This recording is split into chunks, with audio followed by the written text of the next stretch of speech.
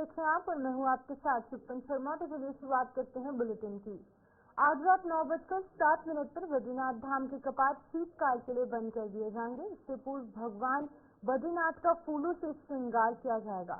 वहीं पर जावस्त्री वेश धारण कर माता लक्ष्मी की सखी बनकर उन्हें बद्रीनाथ के गर्भगृह में विराजमान किया जाएगा। बता दें कि भगवान बद्रीनाथ का 6 महीने तक आभूषणों से श्रृंगार किया जाता है, लेकिन कपाट बंद होने के दिन फूलों से श्रृंगार होता है। सुबह ब्रह्म मुहूर्त पर 4 बजे मंदिर खुलने के बाद पूर्व की भांति 4:30 बजे अभिषेक पूजा हुई, जहां पर मंदिर में श्रद्धालु दर्शन करते रहेंगे। साथ ही मंदिर को दिन में बंद नहीं किया जाएगा। तो आज आपको बता दें कि आज जो 6:45 पर ये जो सायकालीन पूजा है वो शुरू होने वाली है। पूरी प्रक्रिया आपको समझाने की कोशिश करेंगे। जहाँ पर 6:45 पर ये सायकालीन की जो पूजा है उसकी शुरुआत होगी। वहीं अगर बात की जाए 7:45 यानी कि 1 घंटे तक ये पूजा होने के बाद मां लक्ष्मी को बद्रीनाथ मंदिर में प्रवेश करवाया जाएगा और सभी देवी और देवताओं की पूजा अर्चना और आरती की जाएगी। जल अभिषेक से फूलों से सजाया जाएगा। वहीं पर आरती के बाद उद्धव जी और कुबेर जी को गर्भगृह से बाहर लाया जाएगा। ये पूरी प्रक्रिया जो है वो होगी और रात 8:10 पर शयन आरती की शुरुआत हो जाएगी। 8:10 पर जो आरती की शुरुआत होगी, शयन आरती के बाद ये जो कपाट बंद होने की प्रक्रिया है जो कि 9:07 पर होगी, इसकी शुरुआत की जाएगी। तो आपको बता दें कि अखंड ज्योति जलाकर रात 9:07 पर जो कपाट है वो बंद किए जाएंगे और शीतकालीन जो यहाँ पर चीजें हैं वो देखने को मिलेंगी। शीतकाल के लिए जो ये कपाट है वो बंद किए जाएंगे। 6 महीने के बाद ये कपाट जो है 2025 में खोले जाएंगे। लेकिन आपको बता दें कि यहाँ पर 6:45 से लेकर 9:07 तक ये पूजा अर्चना शुरू होगी। फूलों से सम्मानित किया जाएगा माता की जो यहाँ पर मूर्ति होगी और इसी के साथ साथ बद्रीनाथ धाम के जो कपाट है वो 9:07 पर बंद कर दिए जाएंगे। बद्रीनाथ मंदिर समिति और पुलिस ने एक महत्वपूर्ण बैठक का आयोजन किया और इस बैठक में आईटीबीपी, एसडीआरएफ और असम रेजिमेंट के जवानों समेत सभी ड्यूटीरत कर्मचारियों ने भाग लिया। बैठक का मुख्य उद्देश्य पिछले वर्ष श्री बद्रीनाथ जी के कपाट बंद होने के दिन की कमियों को ध्यान में रखते हुए सुझावों और आदान प्रदान करना था। पिछले वर्ष कपाट बंद होने के दिन कई चुनौतियों का सामना करना पड़ा था, जिसमें कि भीड़ को संभालना, सुरक्षा व्यवस्थाएं और अन्य व्यवस्थाएं का समूचे विवरण शामिल था। इस वर्ष मंदिर समिति और संबंधित सुरक्षा बलों ने इन पहलुओं को ध्यान में रखते हुए आवश्यक सुधारों पर चर्चा की ताकि श्रद्धालुओं की सुगमता और सुरक्षित यात्रा सुनिश्चित की जा सके। बैठक में विभिन्न मुद्दों पर विचार विमर्श किया गया। सभी उपस्थित कर्मचारियों ने अपनी अपनी चिंताओं और सुझावों को साझा किया, जिससे कि एक सकारात्मक और प्रभावी कार्य योजना बनाने में मदद मिली है।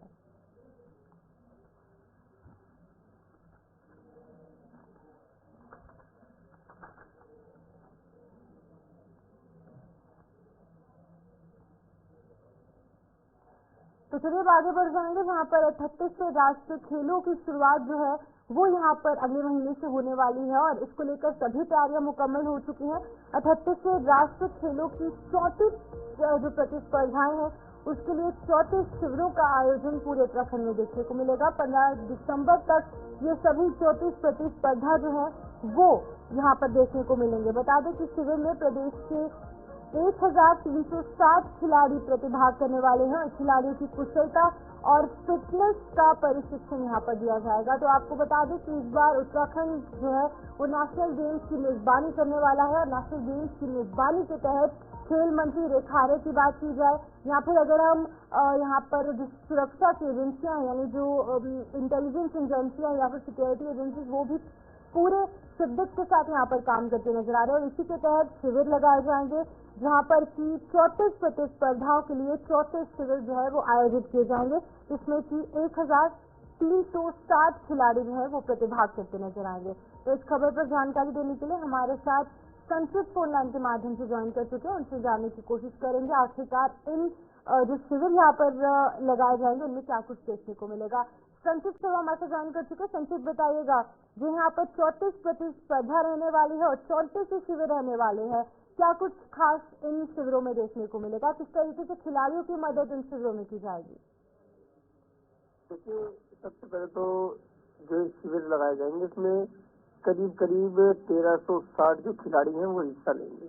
वो अपने जो प्रदेश भर से जो खिलाड़ी आएंगे वो 1360 होंगे।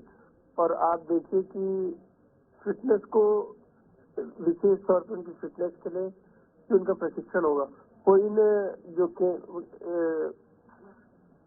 खेल शिविर बनाए जाएंगे ये उसमें कराया जाएगा। आज इसका पहला दिन है 17 तारीख का। अगर आप देखिए कि हरिद्वार के अंदर आज पहला शिविर लगाया गया है जहाँ पर हॉकी के जो खिलाड़ियां हैं, जो हॉकी के खिलाड़ी हैं, उनका जो चेकअप है वो किया जाएगा। साथ ही साथ आप देखिए जो देहरादून के अंदर स्पोर्ट्स कॉलेज है वहाँ पर जो मेल हॉकी प्लेयर है उनका होगा, और काशीपुर में भी जो वेट लिफ्टिंग वाले हैं उनका शिविर लगाया गया। तो ऐसे ही आप देखिए 15 तारीख तक अलग अलग दिन अलग अलग जगहों पर अलग अलग खेल के शिविर लगेंगे, और वहाँ पे अलग अलग जगह से जो लोग आए होंगे, जो खिलाड़ी आए होंगे, उनका जो चेकअप है वो कराया जाएगा। संचित, आपसे जानना चाहूंगी, जहाँ पर 15 नवंबर से ये जो प्रक्रिया है शिविर लगाने की शुरू हो चुकी है, 3 दिन बीत चुके हैं, यानी कि 15, 16 और 17 नवंबर बीत चुके हैं। 3 दिन में किस तरीके का उत्साह इन शिविरों में देखने को मिला, क्योंकि अभी 1 महीने लंबे अंतराल के अंदर ये जो 34 शिविर है वो लगाए जाएंगे। 4 शिविर लग चुके हैं, किस तरीके का उत्साह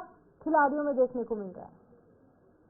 देखिए, बात खिलाड़ियों की करें तो जब वो किसी खेल को खेलते हैं या कहीं की जब उनका किसी खेल में सिलेक्शन होता है तो उनका उत्साह पहले ही बहुत ज्यादा होता है। और आप देखिए कि प्रशिक्षण को लेकर के उनके मन में हालांकि थोड़ा डर जरूर बना रहता है, लेकिन जिस तरीके से कराया जा रहा है और जिस तरीके से खिलाड़ियों का प्रोत्साहन बढ़ाने के लिए इन सब सुविधाओं को आसान किया गया, तो कहीं ना कहीं खिलाड़ियों के मन में भी एक उम्मीद है। और आने वाले टाइम में आप देखिए कि उत्तराखंड के अंदर से अलग अलग खेल के जो खेल खेलने वाले खिलाड़ी हैं वो अलग अलग खिलाड़ी उत्तराखंड से निकलेंगे, और मुझे लगता है कि देश का भी नाम रोशन करेंगे। ठीक है संचित, बहुत बहुत शुक्रिया आपका तमाम जानकारी देने के लिए। संचित शर्मा यहाँ पर अपडेट कर रहे थे खेलों के हवाले से, जहाँ पर की 38 जो नेशनल गेम्स है इस बार उत्तराखंड में होने वाले हैं, जिसको लेकर के शिविर लगाए जा रहे हैं। अगर हम बात करें खेल मंत्री रेखा आर्य की, उनके द्वारा सभी निरीक्षण जो है वो देखने को मिल रहे हैं और सभी तैयारियां अंतिम रूप लेती नजर आ रही हैं। आगे बढ़ जाएंगे, जहाँ पर राजधानी देहरादून में पिछले कुछ दिनों से लगातार सड़क दुर्घटनाओं के मामले बढ़ते जा रहे हैं। देहरादून के जिलाधिकारी सवीन बंसल ने सड़क सुरक्षा समिति की बैठक कर अधिकारियों को तमाम व्यवस्थाओं को सुधारने के कड़े निर्देश दिए। साथ ही इस दौरान कुछ महत्वपूर्ण बिंदुओं पर चर्चा की गई, और वहीं लगातार बढ़ रहे सड़क हादसों को लेकर जिलाधिकारी ने आम जनता से अपील की है। अपील करते हुए कहा गया है कि यातायात नियमों का पालन जरूर करें। आपको बताते चले कि सड़क दुर्घटनाओं के मामलों को लेकर मुख्यमंत्री पुष्कर सिंह धामी ने भी संजीदगी दिखाई है, और उन्होंने अधिकारियों को निर्देश दिए हैं कि नियमों का कड़े तरीके से पालन किया जाए। इसके साथ साथ ड्रिंक एंड ड्राइव और ओवर स्पीडिंग के मामले भी लगातार सामने आ रहे हैं, जिन पर की अंकुश लगाने की काफी ज्यादा जरूरत है। तो आपको ग्राफिक्स के माध्यम से समझाने की कोशिश करेंगे किस तरीके से उत्तराखंड में हादसों से बचने के लिए उपाय प्रशासन द्वारा सामने लाए गए हैं। चुनित वल्नरेबल स्पॉट पर जेब्रा क्रॉसिंग बनाई जाएगी। जो भी वल्नरेबल स्पॉट जहाँ पर ज्यादा अधिक भीड़ रहती है वहाँ पर जेब्रा क्रॉसिंग बनाई जाएगी। सड़कों पर स्पीड ब्रेकर का निर्माण भी कहीं ना कहीं जो प्रशासन है वो करवाएगी। निर्माण के लिए 30 लाख रुपए की राशि को स्वीकृति मुख्यमंत्री पुष्कर सिंह धामी द्वारा दे दी गई है और काफी कारगर साबित होने वाली है। जीरो इन्वेस्टमेंट मॉडल पर यातायात लाइट जो है वो स्थापित होगी, यानी कि जो ट्रैफिक लाइट्स हैं वो यहाँ पर स्थापित की जाएंगी। आशा रोडी में यहाँ पर हाई मास्ट लाइट लगाई जाएगी, यानी कि इन तमाम जो यहाँ पर स्टेप्स उठाए जा रहे हैं, कड़े कदम कहीं ना कहीं अब लिए जा रहे हैं, क्योंकि लगातार हादसे बढ़ते जा रहे हैं। किसी भी कैमरे में एंट्री के लिए यहाँ पर अनटाइड फंड से भी राशि दी जाएगी। सीसीटीवी कैमरे लगाए जाएंगे, जेब्रा क्रॉसिंग बनाई जाएगी, स्पीड ब्रेकर्स इंस्टॉल किए जाएंगे, और वहीं पर डिस्ट्रिक्ट मजिस्ट्रेट ने विभागों से सुधारीकरण के प्रस्ताव भी मांगे हैं, यानी कि अलग अलग जो अधिकारी हैं उनसे सुझाव मांगे गए हैं किस तरीके से जो सड़क दुर्घटनाएं हैं, जो हादसे हैं, उनसे बचा जा सके। तो आपको बता दें कि ये तमाम वो पॉइंट्स थे जिन पर की लगातार उत्तराखंड में जो है वो काम किया जा रहा है। तो आप सुनिए इस पर अधिकारियों का क्या कुछ कहना है। देखिए, इसमें मुख्य एजेंसी जो सड़क सुरक्षा को लेकर रिस्पॉन्सिबल हैं वो एडमिनिस्ट्रेशन, पुलिस, आरटीओ और हमारे पीडब्ल्यूडी। तो इसमें कुछ 4-5 महत्वपूर्ण विषय जो डिस्कस हुए हैं और वो टाइम बाउंड भी करे गए हैं। पहला है कि वल्नरेबल स्पेसीज पे, चौक चौराहों पे और जो हमारे जंक्शन हैं वहाँ पे स्पीड ब्रेकर्स ऐसे कि वहाँ पे vehicles are force to reduce speed. Rumble strip पे कई बार हमने देखा है कि वो इफेक्ट नहीं आ पाता, तो हमने जो हमारे ट्रेडिशनल स्पीड ब्रेकर्स रहे हैं बिटुमेन के, WBM के, तो वो लगाने के लिए निर्देशित किया है विद प्रॉपर मार्किंग। तो ये हमारे कुछ स्पेसीज SSP साहब ने और RTO ने चिन्हित किए हैं और वो लिस्ट प्रोवाइड कर दी गई है PWD को, और मनी जो है उसके लिए हम अपने सोर्सेज से देंगे। तो ये स्पीड ब्रेकर्स उम्मीद है कि हमारे अगले माह तक वल्नरेबल स्पेसीज में लग जाएंगे। सेकेंड है कि जो खराब ट्रैफिक लाइट्स हैं, हालांकि वो बहुत कम प्रतिशत है, तो उसके लिए भी SSP साहब ने विद इन 10 डेज वो ठीक कराने के लिए अपने स्टाफ को, टीम्स को बोल दिया है। कुछ नई ट्रैफिक लाइट्स का भी उन्होंने प्रपोजल दिया है। सार्वजनिक स्थानों पर जाम छलकाने वालों के खिलाफ पुलिस ने अभियान तेज कर दिया है। दून पुलिस शहर के अलग अलग हिस्सों में अभियान चलाकर जाम छलकाने वालों के खिलाफ कड़ी कार्रवाई कर रही है, जिससे कि अभी तक 1800 से ज्यादा चालान किए जा चुके हैं, जिसमें कि 5 लाख से अधिक जो धनराशि है वो वसूली जा चुकी है। SSP देहरादून अजय सिंह ने तमाम चौकी प्रभारियों को कड़े निर्देश दिए। साथ ही कहा गया है कि जाम छलकाने वालों के साथ ही शरारती तत्वों पर सख्त कार्रवाई की जाए ताकि दून शहर का माहौल खराब ना हो। इसके साथ ही लगातार हो रही सड़क दुर्घटनाओं पर भी अंकुश रख सके। देखिए, ये जो सार्वजनिक स्थानों पर शराब पीने की शिकायत है, किसी आमजन जो उन रास्तों से जाते हैं, खासकर कभी टूरिस्ट जो बाहर से आते हैं उनकी शिकायत रहती है, लोकल लोग की भी रहती है कि कुछ ऐसे स्थान है जहाँ पर लोग गाड़ियों में बैठकर या खुले स्थान पर शराब या मदिरा सेवन करते हैं और जिससे आमजनों को भी असुविधा होती है। खास इसमें कोई झगड़े होने की संभावना भी रहती है। इस टोका टोकी में हॉट टॉप भी होती है, जिसको देखते हुए लगातार ऐसे इलाकों में जो शहर के आउटर इलाके यहाँ पे शिकायतें की लगातार अभियान हमारा चल रहा है। और अभी हमने जो इस अभियान के तहत 1894 लोग का इसमें चालान किया, 5,85,000 रुपये का जुर्माना भी लगा है। तो देखा जाए तो जिस तरह के इस तरह सार्वजनिक स्थानों पर मर्यादा भंग करना, ऐसे टूरिस्ट स्पॉट जहाँ पर धार्मिक स्थलों की मर्यादा भंग करना, तो इसको देखते हुए अभियान चल रहा है। राजधानी देहरादून में अब इलेक्ट्रिक वाहनों के लिए जल्द ही चार्जिंग स्टेशन लगने जा रहे हैं, जिसके लिए नगर निगम एक संस्था के साथ अग्रीमेंट कर रहा है। इस बात पर देहरादून के नगर आयुक्त गौरव कुमार ने कहा है कि हमने 10 स्थानों पर चार्जिंग स्टेशन के लिए संस्था से यहाँ पर निविदा आमंत्रित किए, जिसमें कि यहाँ पर 8 स्थानों पर चार्जिंग स्टेशन पर सहमति हो चुकी है। साथ ही उन्होंने कहा कि 2 स्थानों पर NH की आपत्ति मिली है, जिसका निवारण किया जा रहा है और UPCL के कनेक्शन दिलाने के बाद भी अगले महीने से चार्जिंग स्टेशन स्थापित होने की कार्रवाई शुरू हो जाएगी। हमने लगभग 10 लोकेशंस के लिए EV चार्जिंग के लिए निविदा आमंत्रित की थी, जिसमें कंपनी को फाइनलाइज किया जा चुका है। उसमें से भी मेरी 8 लोकेशंस क्लियर हैं। 2 लोकेशन पर NH के द्वारा कुछ आपत्ति लाई गई है, उनको रिमूव किया जा रहा है। कंपनी के साथ हमारा एग्रीमेंट आज हो जाएगा। साथ ही UPCL से वार्ता करके इनको कनेक्शन दिलाने के उपरांत कोशिश यही अगले माह से इनका ऑपरेशन प्रारंभ हो। रामनगर के कॉर्बेट टाइगर रिजर्व के ढेला क्षेत्र में पक्षी गणना शुरू हो चुकी है, जिसमें कि ढेला गांव के स्कूली बच्चों ने पक्षी विशेषज्ञों के साथ ये गणना की है। वहीं पर प्रकृति और पर्यावरण से जुड़ी 15 संस्थाओं की संयुक्त पहल पर आज से उत्तराखंड स्तर पर 2 दिवसीय पक्षी गणना कार्यक्रम शुरू हुआ है। बता दें कि पार्क के ढेला रेंज में nature science initiative for schools के साथ मिलकर राजकीय इंटर कॉलेज ढेला में 30 बच्चों ने इस कार्यक्रम में भागीदारी की। प्रतिभागी बच्चों ने उनकी गणना करते हुए पक्षी अवलोकन का भरपूर आनंद लेने के साथ उनके बारे में जाना। पक्षी विशेषज्ञ मनोज शर्मा ने बच्चों को बताया कि कॉर्बेट क्षेत्र के पक्षियों की करीब 600 प्रजातियां पाई जाती है, जिसमें से 350 के आसपास स्थानीय है और 250 पक्षी प्रवासी पक्षी हैं। विशेषज्ञों ने बच्चों को बताया कि पक्षी विशेष रूप से जाड़ों के मौसम में हजारों किलोमीटर की यात्रा कर यहाँ पहुँचते हैं। गर्मी की शुरुआत होते ही अपने गृह क्षेत्रों में वो चले जाते हैं। प्रवासी पक्षियों में साइबेरियन पक्षी, एशियन पैराडाइज और साथ ही साथ जो अन्य स्विफ्ट हैं, यानी कि अन्य जो प्रजातियां हैं वो भी शामिल है। इसे लकी बर्ड स्थानीय भाषा में गोताई कहते हैं। ये स्थानीय परिवेश के लिए अनुकूल हो चुकी है और ये अब स्थायी रूप में यही रहने लगी है। उन्होंने बताया कि कॉर्बेट की भौगोलिक सुधार के चलते समाप्त हो चुके गिद्ध फिर से यहाँ पर दिखाई देने लगे हैं। वर्तमान में ढेरा रेंज में ही 150 से अधिक गिद्ध पाए जाते हैं। भाग्य है कि हम बच्चों के साथ बात कर पा रहे हैं और इतने इम्पोर्टेंट विषय पे, जो कि बर्ड्स का विषय है, जो कि हमारे पर्यावरण के सूचक हैं। हमें पता लगता है कि बर्ड की जनगणना करने से या संख्या गिनने से या कितनी प्रजातियां हैं जो हमने आज देखी, तो अगर हम उस डेटा को एनालाइज करते हैं कि ये पिछले साल से या पिछले 10 सालों में बढ़ा है या कम हुआ है, तो हमें पता लगता है कि हमारे एरिया में पर्यावरण अच्छा चल रहा है या अच्छा नहीं चल रहा है।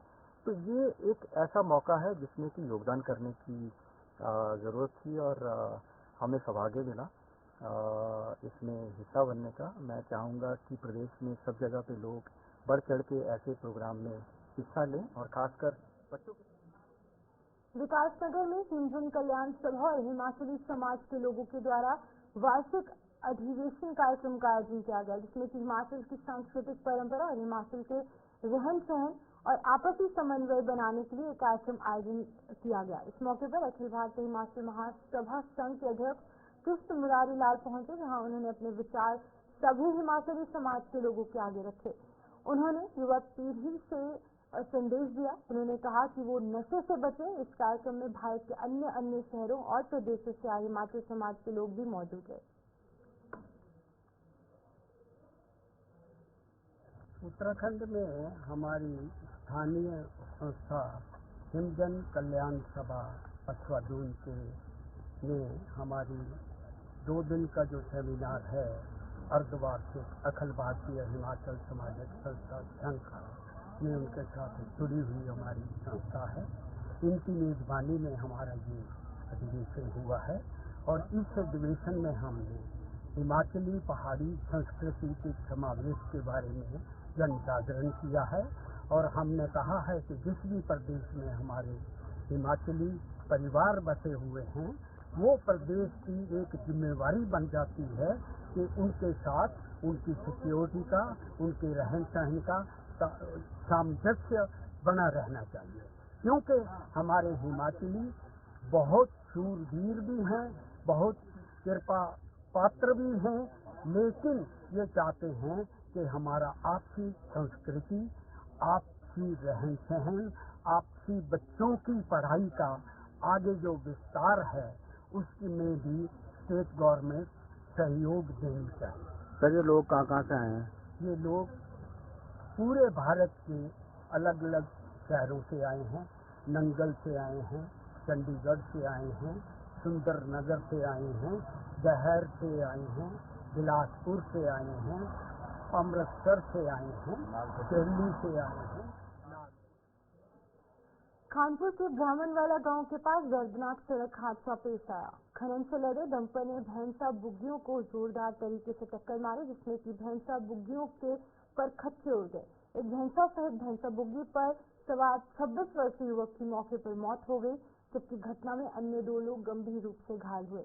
इस घटना के बाद डंपर चालक मौके से फरार हो गया। यहाँ पर घटना के बाद ग्रामीणों ने खानपुर लक्सर पुरकाजी मार्ग को जाम किया। जानकारी मिलने पर खानपुर विधायक उमेश कुमार भी मौके पर पहुंचे। 26 साल का युवक जो है वो इस हादसे का शिकार हो गया और डंपरों के कोहराम का ये पहला मामला नहीं है। लगातार क्षेत्र में, लक्सर क्षेत्र में, खानपुर क्षेत्र में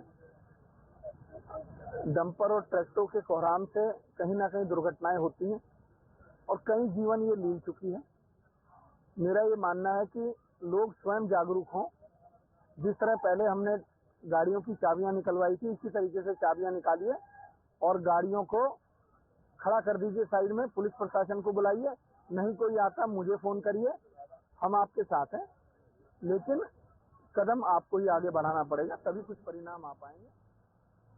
उत्तरकाशी जिले के बरकोट स्थित राजकीय औद्योगिक प्रशिक्षण संस्थान में बहुउद्देशीय शिविर का आयोजन किया गया, जिसमें कि उत्तराखंड उच्च न्यायालय के कार्यकारी प्रमुख न्यायाधीश मनोज कुमार तिवारी और प्रशासनिक न्यायाधीश पंकज पुरोहित द्वारा 1 दिवसीय शिविर का उद्घाटन किया गया।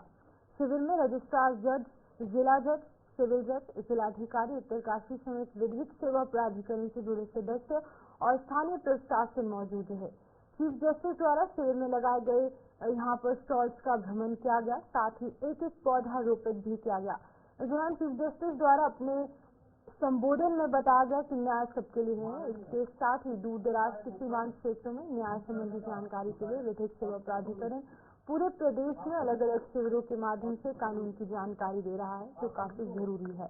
इससे पहले न्यायमूर्ति द्वारा यहाँ पर तुनालका में नवनिर्मित सिविल न्यायालय का उद्घाटन किया गया, जिससे पर न्यायमूर्ति द्वारा विकलांगजनों को बैसाखी, व्हील चेयर और साथ ही साथ कानों की मशीन का वितरण भी किया गया। राज्य विधिक सेवा प्राधिकरण होता है राज्य में, जिसका काम हर जिले में विधिक साक्षरता शिविर का आयोजन करना होता है। और ये हमारे लिए बहुत सौभाग्य की बात है कि आज माननीय मुख्य न्यायाधीश महोदय और माननीय प्रशासनिक न्यायमूर्ति महोदय इस कैंप में उन्होंने भागीदारी दी है। और यहाँ की जनता का उत्साह ये लग रहा होगा कि इस कैंप में बहुत सारे लोगों ने बड़े उत्साह से भागीदारी की। आम लोगों को जो छोटी छोटी जरूरत की चीजें हैं उनका वितरण किया गया, लोगों को कानूनी जानकारी प्रदान की गई। हमारा ये प्रयास है कि हर जिले में हर महीने लगभग इस तरह के कैंप का आयोजन किया जाए, जिससे हम ज्यादा से ज्यादा लोगों तक पहुंच सकें, उनको हर तरीके का न्याय प्रदान कर सकें, लोगों को उनकी जरूरत की चीजें वितरित कर सकें। तो उसी दिशा में ये कदम है। और अगला कैंप हम अभी टिहरी में कल करने वाले हैं, चंद्रवर्ती एरिया में। अभी पिछले हमने उधम सिंह नगर में कैंप किया था, उससे पहले हमने देहरादून के लाखा मंडल के कैंप किया।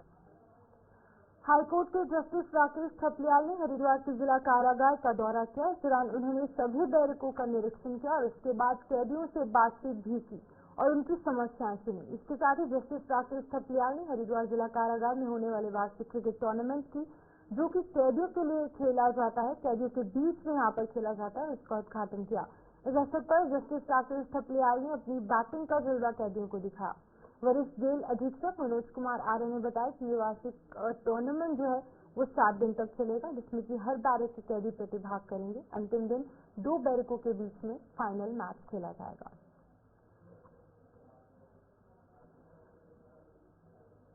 बीजेपी के वरिष्ठ विधायक विनोद चौबोली ने मुख्य सचिव राधा रतूड़ी को एक पत्र लिखा। इसमें उन्होंने कहा कि विधायकों के साथ सही बर्ताव कर्मचारियों द्वारा नहीं किया जाता।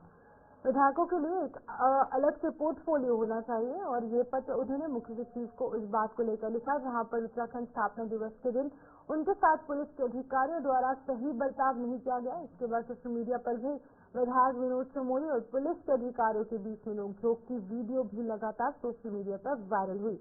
विपक्ष ने इस मुद्दे पर सवाल उठाए। उनका कहना है कि आप समझ सकते हैं कि जब सत्ता पक्ष के विधायक का सम्मान नहीं हो रहा तो विपक्ष की क्या हालत होगी। कांग्रेस की प्रदेश प्रवक्ता गरिमा दसोनी ने इस मुद्दे पर जमकर सरकार को घेरने का काम किया। बहुत हैरत अंगेज है कि आखिर ऐसा क्यों हुआ। भारतीय जनता पार्टी के शासन में ऐसा प्रतीत होता है कि सम्मान किसी को भी नहीं मिल रहा।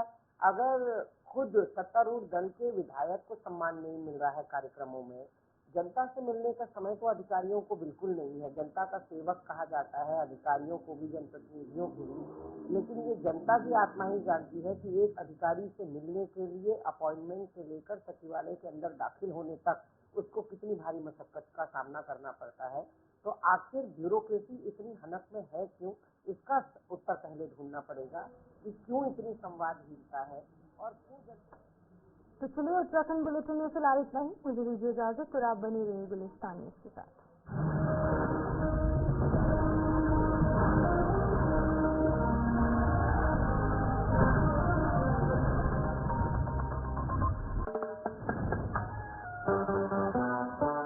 इतना बोझ सहे जो चाहे रहे। विराट compressive strength Ambuja cement.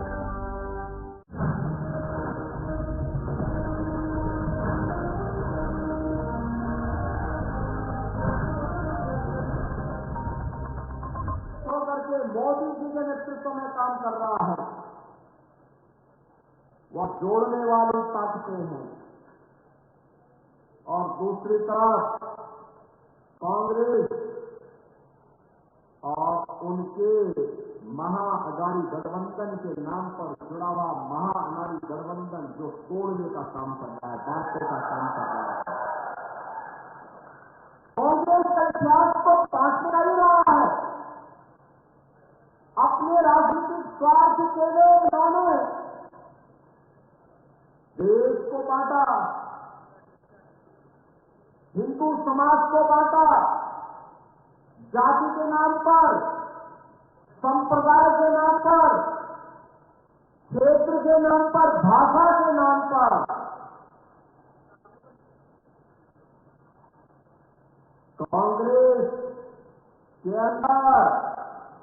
Congress के अंदर लगता है अंग्रेजों का डीएनए आ गया है।